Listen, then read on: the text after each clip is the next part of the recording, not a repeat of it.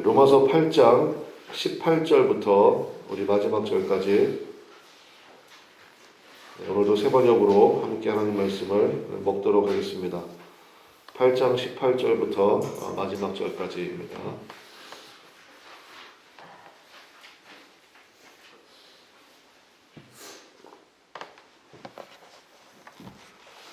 네, 18절부터 다 함께 하나님 말씀을 같이 먹도록 하겠습니다.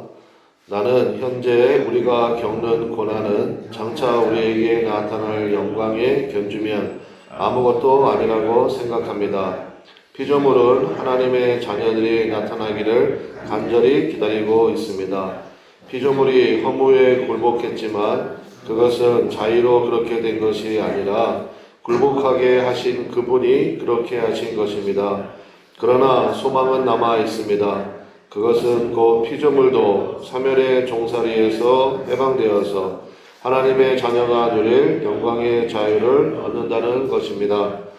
우리는 우리 피조물이 이제까지 함께 신음하며 해산의 고통을 함께 겪고 있다는 것을 압니다.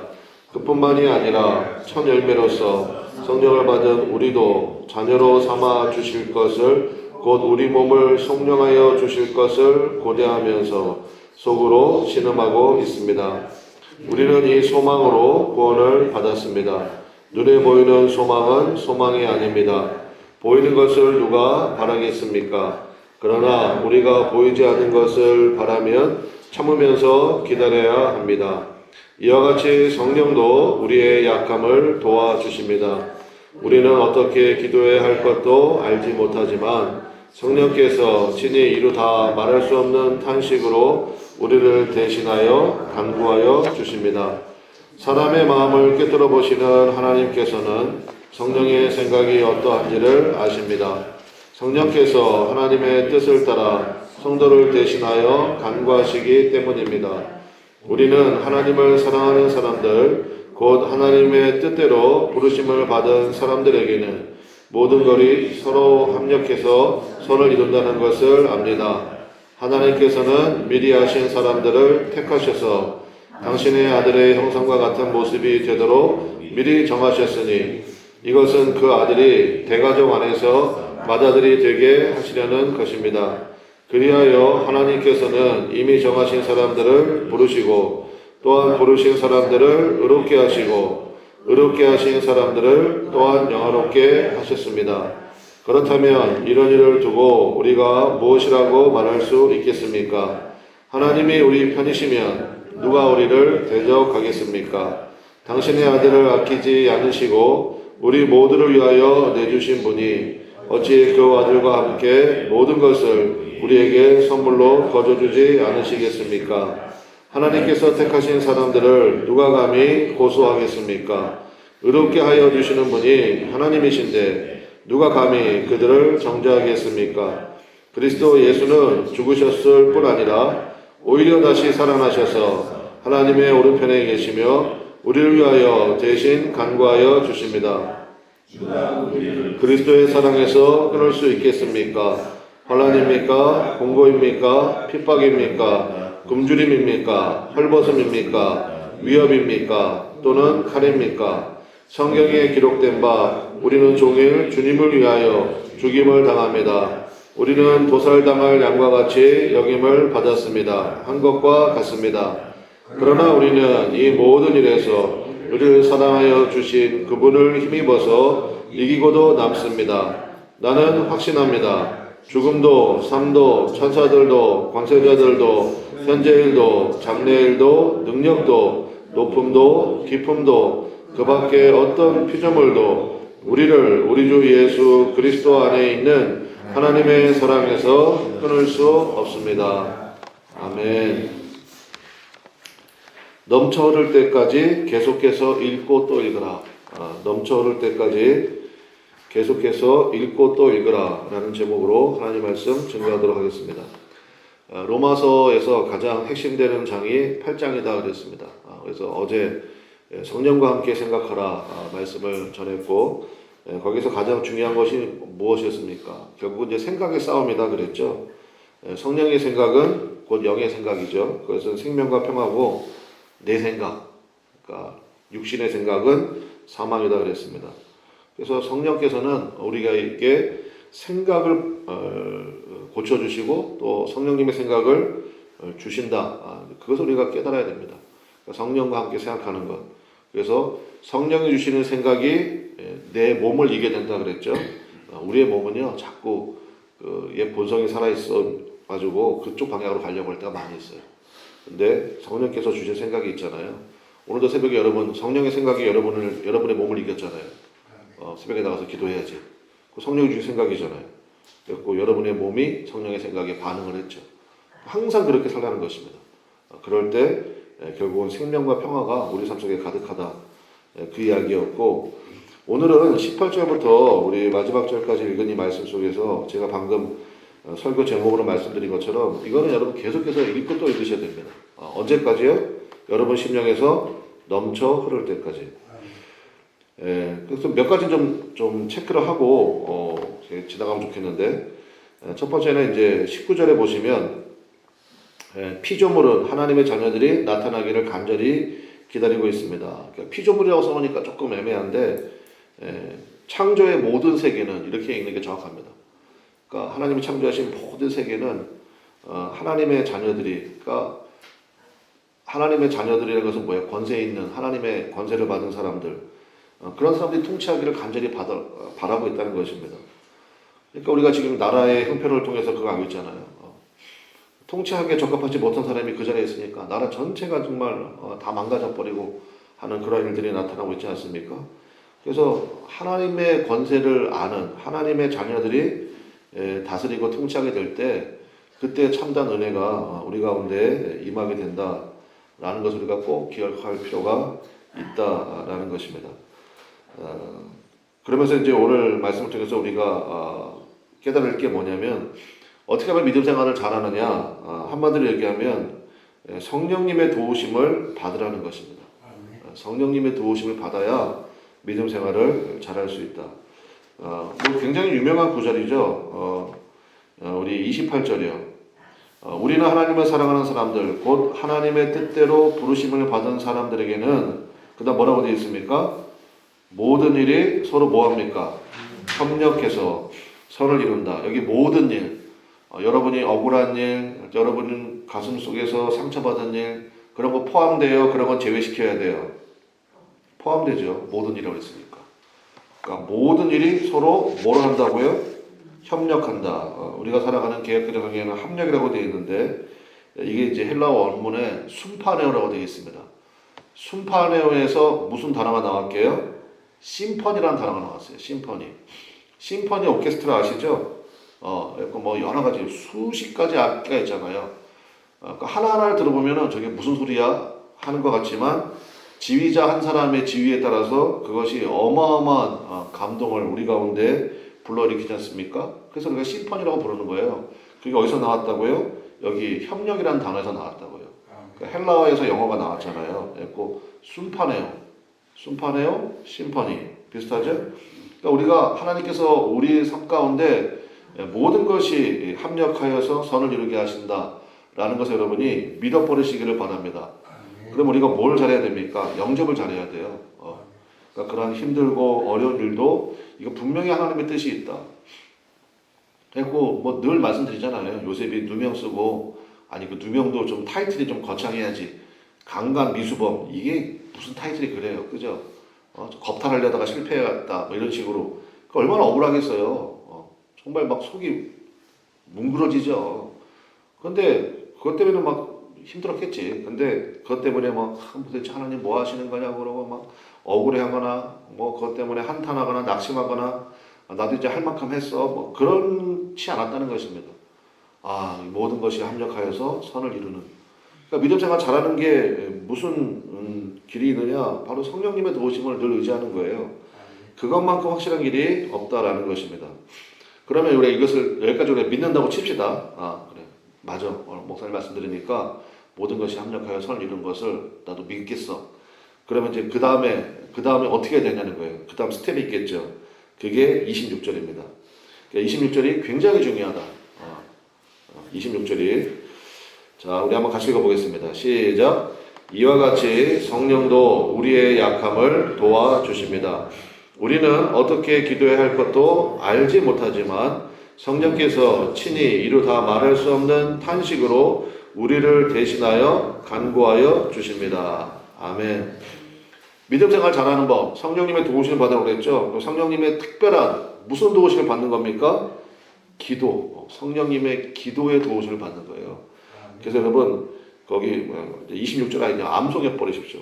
우리는 어떻게 기도할 것도 알지 못하지만 성령께서 친히 이루다 말할 수 없는 탄식으로 우리를 위하여 대신하여 간구하여 주신다.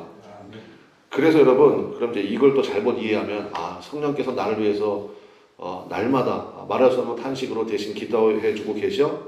그럼 나는 기도 안 해도 되겠네? 여러분 이거 잘못 나가는 거죠. 이걸 믿었잖아요. 그러면 성령님께서 도대체 나를 위해서 무슨 기도를 하시는지를 내가 깨달아야 되는 것입니다. 그게 믿음 생활 잘하는 거예요. 그러니까 기도가 그러면 그렇게 생각한다 그러면 기도가 길어지겠어요? 짧아지겠어요? 길어져요. 왜냐하면 알아야 될 거 아니에요. 그 주님을 의지하면서. 그래서 그런 얘기 많이 들어보셨죠? 기도는 듣는 거다. 기도는 말하는 게 아니에요. 물론 이제 때로는 내 속 안에 있는 거 다 주 앞에 쏟아내야 될 때가 있죠. 쏟아낸 다음에 그 다음에 성령님의 생각을 들어야 될 거 아니에요. 하나님의 깊은 것까지도 다 통달하시는 영이 성령님의 영인데 성령께서 이것을 통해서 나에게 무엇을 말씀하시는지를 그거를 들어야 될 거 아닙니까? 그래서 기도는요 사실은 길어지고 좀 깊어질 필요가 있다라는 것입니다. 그때부터 협력이 되는 거예요. 협력이라는 게 협동이라는 거 아니에요. 그러니까 성령님과 내가 꿍짝이 맞아야 된다고요. 성령님은 이 방향으로 가기를 원하시는데 나는 계속 내 기도만 주장하고 있으면 합력이 안 되잖아요. 동행이 안 되잖아요. 그래서 믿음 생활 제일 잘하는 사람은 어떤 사람이냐? 성령, 그러니까 26절 말씀을 아멘으로 영접하고 그 다음에 모든 일이 합력하여 선을 이루신다는 그 말씀을 믿고 그리고 성령님의 음성에 귀를 기울이고 또 귀를 기울이는 거예요. 제가 요즘에 기도 좀 많이 합니다. 목사가 기도 좀 많이 한다니까 이상하죠. 특별한 기도 제목이 좀 있어서 그래요. 성령님의 생각을 듣기 위해서 계속해서 기도를 하거든요. 근데 반드시 옆에 제가 몇 번 말씀드렸지만 수첩을 갖다 놓고 기도합니다. 그러니까 우리가 생각보다 머리가 별로 안 좋아요. 저만 안 좋나? 근데 성령께 생각을 딱 주시면요, 그때 빨리 적어야 돼요. 적고 거기서부터 또 기도를 다시 이어가고 또 이어가고 이제 그런 거.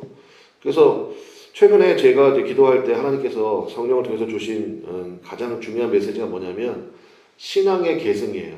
신앙의 계승. 그러니까 지난주에 일본 여행을 통해서도 제 마음속에 그게 계속 이렇게 좀 뭐가 그럴까요? 좀 잔상으로 남았거든요. 이거 신앙의 계승이 참 중요하구나. 근데 이제 지난주 화요일인가 새벽 기도 마치고 이제 기도할 때 하나님께서 저에게 주신 이제 가장 큰 저는 이제 성령님의 탄식의 길이었다고 생각합니다. 우리 교회가 나가야 될 방향은 이제 신앙의 계승이구나. 엄마 아빠는 신앙생활 너무너무 잘했어요. 근데 자녀들에게는 신앙이 하나도 안 이어져. 그러면 안 되잖아요. 그래서 우리 교회 이제 모든 방향은 이제 그 방향으로 가게 될 거예요. 신앙의 계승. 어떻게 해야 될까? 이제 그러려면 이제 기도해야 되잖아요. 성령님의 생각이 뭔지, 성령님의 방법이 뭔지. 그래야지 나중에 모든 것이 합력하여서 심포니 오케스트라처럼 옛날에 저는 그 카라얀이라는 지휘자의 곡을 참 좋아했는데 카라얀이라고 아십니까? 오뚜기 카레 말고요. 카라얀. 카라얀 정도 알 정도면 여러분도 교양이 있는 분들이에요. 목사님 저 모르는데 교양이 없는 거예요? 아니다. 취소. 거의 취소. 참 저는 다른 사람 잘 몰라요. 근데 카라얀이라는 분의 그 지휘는 보기만 해도 멋있더라고요. 성령님이 하시는 지휘는 그보다 더 하겠죠. 그러니까 거기에서 어마어마한 감동이 오게 된다라는 것입니다. 그래서 또 한 가지 또 체크할 것은 뭐냐면 29절부터 30절까지인데 거기 보면 요 정도는 여러분 좀 알고 계시면 좋겠어요. 구원의 5단계가 나옵니다. 구원의 5단계. 신학교 가면 이거 굉장히 중요하게 생각하고 뭐 공부 많이 하거든요. 근데 중요하긴 한데 뭐 이렇게 오래 할 건 아닌 것 같아요. 그냥 이 말씀은 그냥 우리 영접하면 되는데 자 29절부터 30절까지 여러분도 표시 한번 하면서 들으시죠. 구원의 5단계. 1단계가 뭐냐? 29절에 나옵니다. 하나님께서는 첫 번째 1단계 뭡니까? 미리 아신 사람들. 거기다 동그라미. 그러니까 미리 아셨다. 그 다음에 2단계 당신의 아들의 형상과 같은 모습이 되도록 그 다음 뭐라고 되어 있습니까? 미리 정하셨다. 2단계. 그러니까 예수님과 같은 모습이 되도록 미리 정하셨다. 구원의 2단계. 이것은 그 아들이 대가족 안에서 맏아들이 되게 하시려는 것입니다. 그러니까 뭐 예수님을 첫열매라고 그러잖아요. 맏아들이라고도 부르기도 하고. 그다음에 30절 보세요. 그리하여 하나님께서는 이미 정하신 사람들을 3단계 뭡니까? 부르시고 또한 부르신 사람들을 4단계 뭡니까? 의롭게 하시고 의롭게 하신 사람들을 마지막 5단계 어떻게 하셨습니까? 영원롭게 하셨습니다. 그래서 이게 구원의 5단계예요. 그러니까 여러분들은 어떤 사람들이냐? 하나님께서 미리 아신 사람들이에요. 미리 아신 사람이고 그 다음에 예수님과 같은 모습이 되도록 이미 정하셨어요. 그 다음에 이미 정하신 우리들을 주님께서 이렇게 우리를 불러주셨죠. 불러주신 것만도 감사한데 우리를 어떻게 하셨습니까? 칭의라고 그러죠. 의롭다고 칭해주셨어요. 너는 오라. 우리가 옳지 않을 때가 얼마나 많이 있습니까? 그런데 옳다는 거예요. 그 다음에 영화롭게 이게 중요한데 하실 거예요. 하실 수도 있어요. 하셨어요.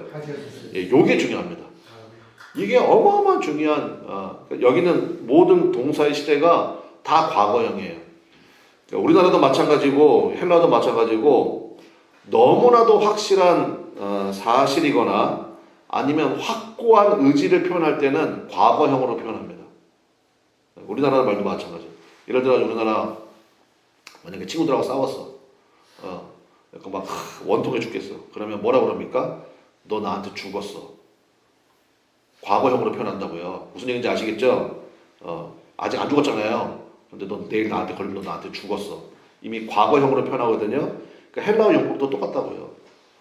너무너무 확실한 사실이거나 그 다음에 확고한 의지를 나타낼 때는 과거형으로 표현합니다. 여러분 우리가 솔직히 한번 까놓고 얘기해 봅시다. 우리가 영화롭습니까? 뭐가 영화로워. 맨날 실수하고 실수투성이지. 그런데 하나님 보시기에는 그렇지 않다고요. 여러분 그걸 믿으시기를 바라요. 그러면 나를 그렇게 인정을 했어요. 그래 오늘 이 말씀처럼 하나님 나를 이렇게 인정해 주셨구나. 그러면 나만 인정해 주셨어요? 내 앞뒤에 있는 사람도 인정해 주셨어요? 인정해 주셨어요. 동의하기 좀 어렵지만 인정해 주셨다고. 그러면 그렇게 믿어버리는 거예요. 그리고 그렇게 대접해 주는 거예요. 그렇게 섬겨주는 거예요. 그게 하나님 보시기에 옳은 사람이고 바른 사람이에요. 믿습니까? 때때로 우리 실수하죠. 미워하기도 하고 참 속상해하기도 하고 그때뿐이에요. 그러면서 빨리 이 자리로 돌아와야지. 맞아. 모든 것이 합력하여 선을 이루시게 하는 하나님의 역사가 있을 거야. 주님 그걸 믿습니다. 그리고 성령님의 음성에 귀를 기울이고 그 다음에 오늘 구원의 5단계 들은 것처럼 우리를 이미 영화롭게 하셨습니다. 그것을 믿습니다. 그렇게 기도할 때 하나님이 옳다 하신다고요. 옳다 하신다고요. 그러니까 로마서 8장이 너무너무 중요한 거죠. 그리고 나서 31절부터 마지막 38절까지는요. 뭐 오늘 설교 제목 다시 한번 말씀드릴게요. 넘쳐럴 때까지 계속 읽고 또 읽어야 될 부분이 바로 이 부분이라고요. 몇 구절만 같이 한번 읽어볼까요? 31절 한번 읽어봅시다. 31절 시작. 그렇다면 이런 일을 두고 우리가 무엇이라고 말할 수 있겠습니까? 하나님이 우리 편이시면 누가 우리를 대적하겠습니까? 여러분 아멘입니까? 하나님은 누구 편이에요? 우리 편이에요. 하나님 우리 편이라고요. 그러니까 누가 우리를 대적하겠습니까? 그러니까 이거를 여러분이 믿음 버리셔야 돼요.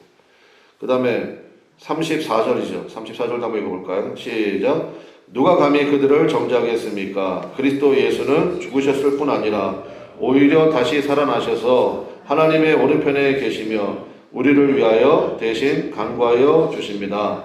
누가 우리를 그리스도의 사랑에서 끊을 수 있겠습니까? 거기까지. 성령님도 우리를 위하여서 기도해 주시는데 예수님도 하나님 보좌 우편에 계시면서 보좌 우편에 하시는 일이 뭐냐? 우리를 위하여 간구해 주신대요. 여러분을 위해서 간구해 주신다고. 그 다음에 35절에 나오잖아요. 누가 우리를 그리스도의 사랑에서 끊을 수 있겠습니까? 그래서 그 뒤에 나오는 환난입니까? 공고입니까? 이게 전부 다 이게 뭐냐면요. 현재 사도 바울이 겪고 있는 상황이에요. 사실 자기 이야기라고 사도 바울이 지금 환난 겪고 있고요, 공고를 겪고 있고요, 핍박 겪고 있고요, 굶주림 겪고 있고요, 헐벗음이 있고요. 그러니까 우리 시각에 보면 막 은혜 연체 의자에 돼 있고요.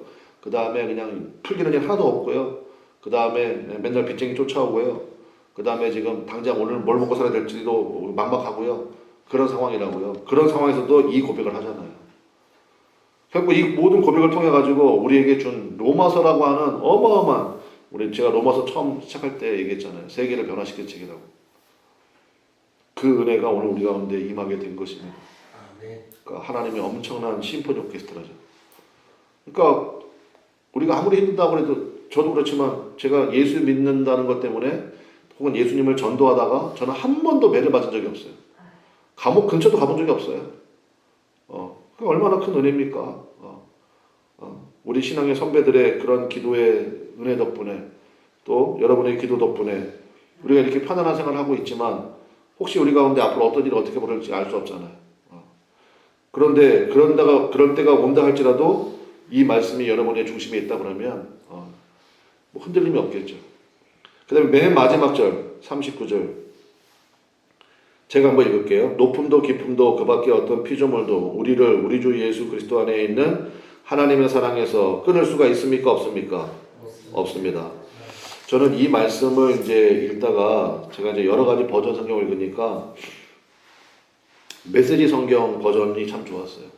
뭐라고 되어 있느냐 제가 읽어드릴게요. 우리 주 예수 그리스도께서 우리를 꼭 품에 안고 계시기 때문입니다. 저 너무 좋더라고요. 예수님께서 여러분을 어떻게 하고 계신데요?